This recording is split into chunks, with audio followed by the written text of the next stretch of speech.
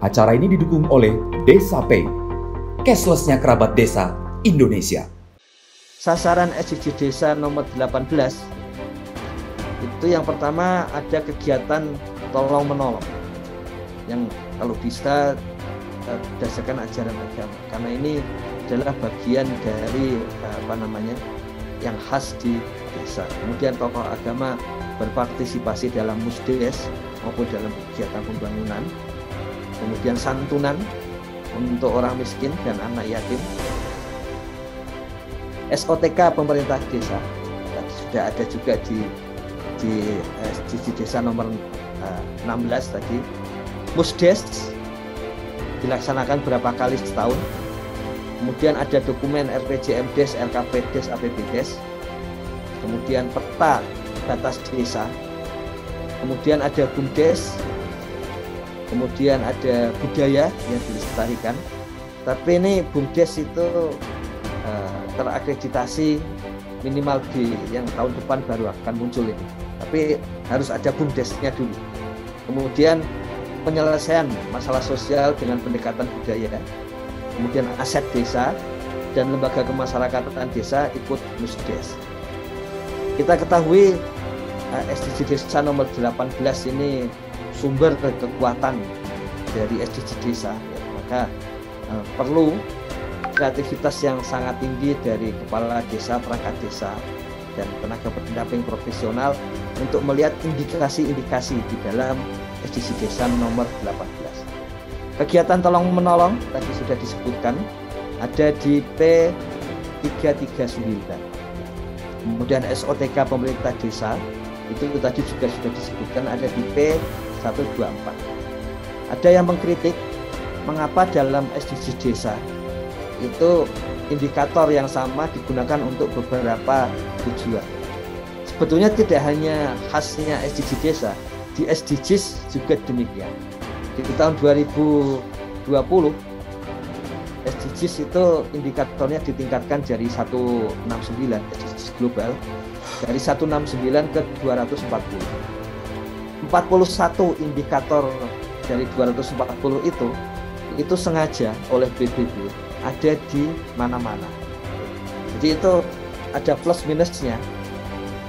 Plusnya itu minusnya ya itu bagi orang-orang statistik ini seperti tidak satu tabel, satu kolom yang tidak benar-benar berbeda dengan kolom yang lain.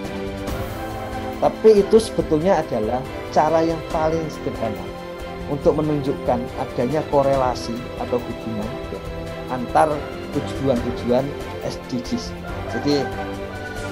Jadi kalau pakai statistik itu masih harus diukur, dihitung ya korelasinya.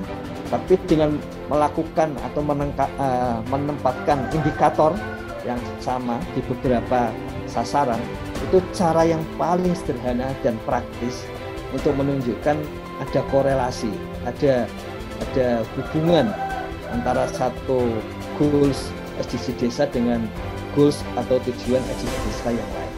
Jadi itu alasannya, dan itu saya kira itu teknik membangun yang jeli itu, yang bisa langsung dilaksanakan di lapangan. Nah, tadi nomor 2, nomor 3 musdes. Mengapa 4 kali? Ya, karena memang di tahap awal di 2015 itu perlu perdes untuk RKPdes, perdes untuk APBdes, perdes untuk ketika ada laporan dari pemerintah desa, dan perdes sebetulnya untuk RPJMdes atau yang lain. Makanya dihitung-hitung kalau bisa 4 kali musdes minimal setahun itu sangat bagus. Rata-rata saat ini adalah 7 musdes per tahun desa-desa di Indonesia. Makanya nanti dicek desa masing-masing sudah berapa. Nah itu ada di P342. Dokumen RPJMdes, RKPdes, APBdes ini tentu saja kalau bisa menjawab IDM itu sebetulnya pasti di dalamnya sudah ada dokumen itu mestinya. Jadi di P603, 701, dan untuk APBdes ini dari 704 sampai 713. Kemudian peta batas desa. Ini yang ditetapkan Bupati. Ini di P111. Ini sangat kondisinya ini sebetulnya di Undang-Undang Desa itu di bagian aturan peralihan paling lambat 2 tahun setelah undang-undang, ya 2016. Realnya ternyata tidak semudah itu karena ini membutuhkan kerjasama antar desa. Kemudian BUMDes itu salah satu informasi yang paling lengkap di IDM 2021. Itu ada di P425. Ini salah satu keistimewaan di IDM 2021 karena yang dulu tidak selengkap ini, apalagi yang 2018.